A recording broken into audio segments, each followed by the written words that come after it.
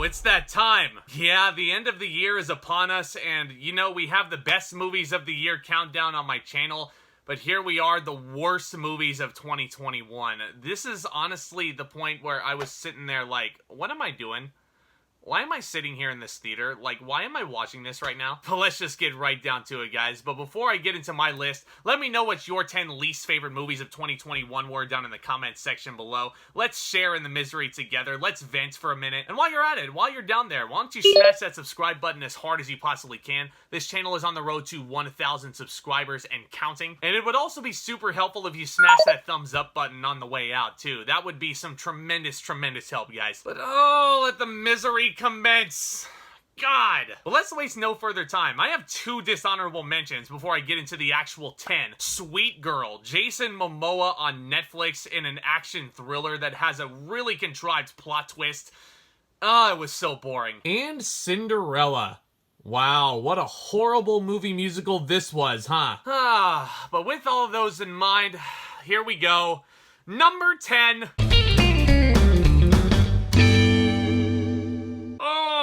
Rumble! See, I'm a huge wrestling fan, right?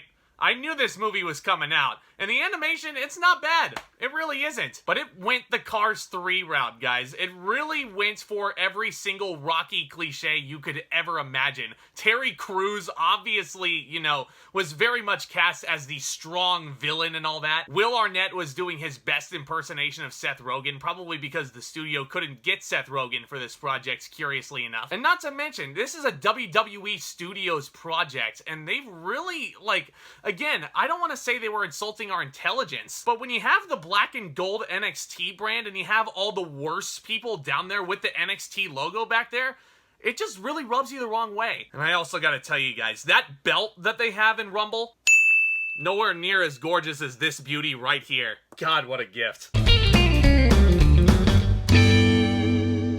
Resident Evil, Welcome to Raccoon City. A movie that I'm very sad to say is on this list because it's clear that a lot of passion went into this project. The director is a huge fan of the Resident Evil games, but this was just flat out boring. And not to mention, there were way too many Easter eggs to the original 2 Resident Evil games, right down to the truck driver chewing on a big old cheeseburger in one of the opening shots. I think you're better off just plugging in your original PS1 console and popping in one of those games. You'll get the same effect and you'll have a lot more fun.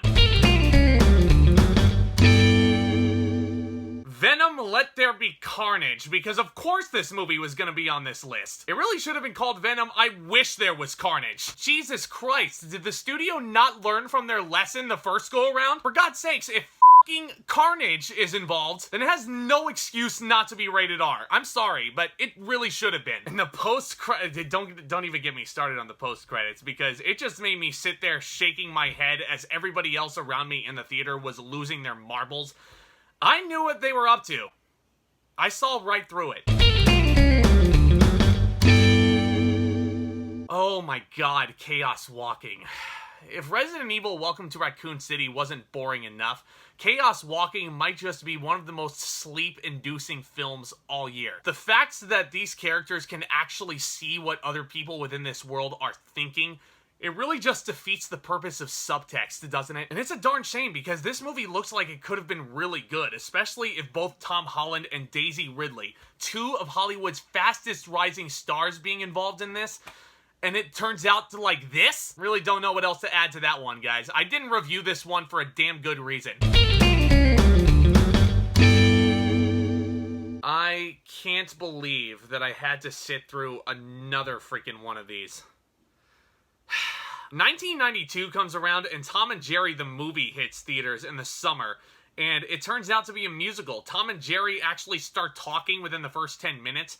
This version thankfully does not break that rule, but oh my god, it is just as bad. The slapstick is all over the place. Chloe Grace Moretz really is trying her best. Michael Pena is way too damn over the top. Really does make me wish that Quantum Mania can come around and save his career.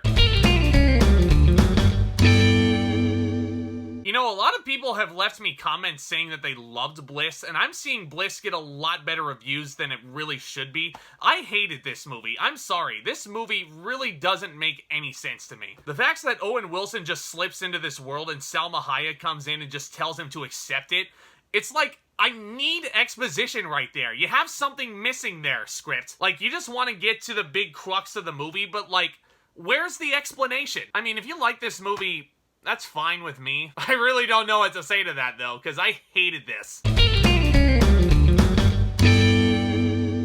Now, you guys all know how big of a fan of the original 2 Home Alone films that I am, and I'm sure you guys probably expected Home Sweet Home Alone to be ranked number 1. But honestly, the other 3 films that we still had to talk about had a lot more potential than this. I knew this movie was gonna be dog shit as soon as I saw the poster, like a week before it was supposed to start streaming. And my god, don't make the robbers sympathetic creatures.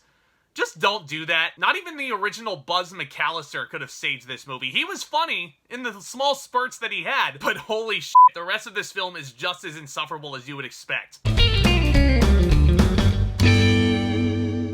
Paranormal Activity Next of Kin.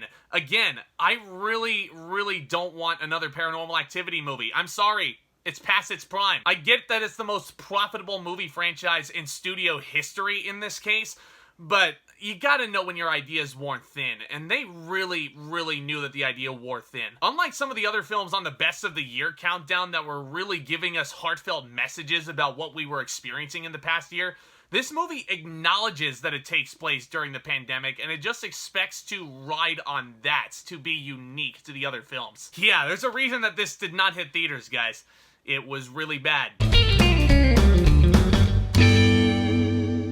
I gotta be honest, Melissa McCarthy just needs to make funny movies again. I miss The Bridesmaids. I miss The Heat and all that. But this, Octavia Spencer is way better than this movie. I gotta be honest, I was very close to putting Thunder Force at number 1, but the next entry we have to talk about had a lot more potential than this.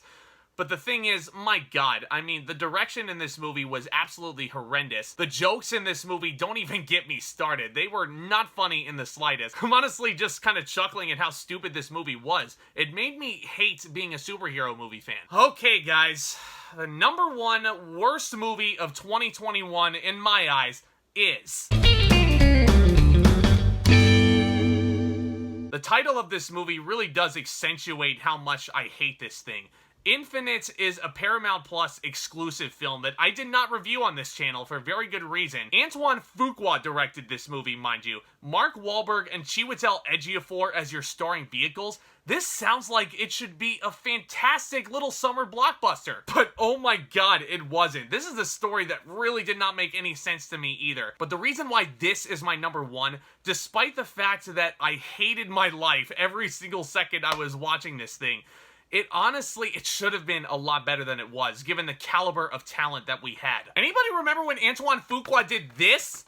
Oh my god, these were the good old days. And oh my god, was this a sinking ship. From the moment it started, and as it just progressed more and more, and it really just didn't make any more sense. I had just given up by the time the 3rd act was about to start. I was honestly just...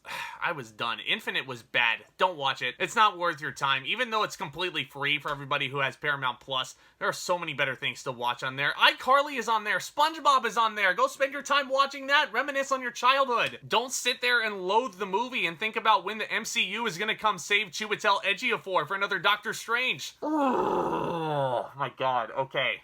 Thank God I don't have to talk about those movies ever again. But thank you guys so much for partaking in this catharsis along with me. And thank you for joining me in another great year of talking movies. I cannot wait to continue it going into the new year. And don't forget, smash that subscribe and thumbs up button on your way out. Don't forget to click on that notification bell as well, so you guys don't miss another beat of the action over here. Stay tuned for more exciting content hitting this channel very soon. I'm going to be looking at the brand new season of Cobra Kai. And to anybody who thought that I forgot about my Game of Thrones binge, I'm continuing it, so stay tuned for that and much more, guys. Y'all are the best. And with all that being said, back talk, commence.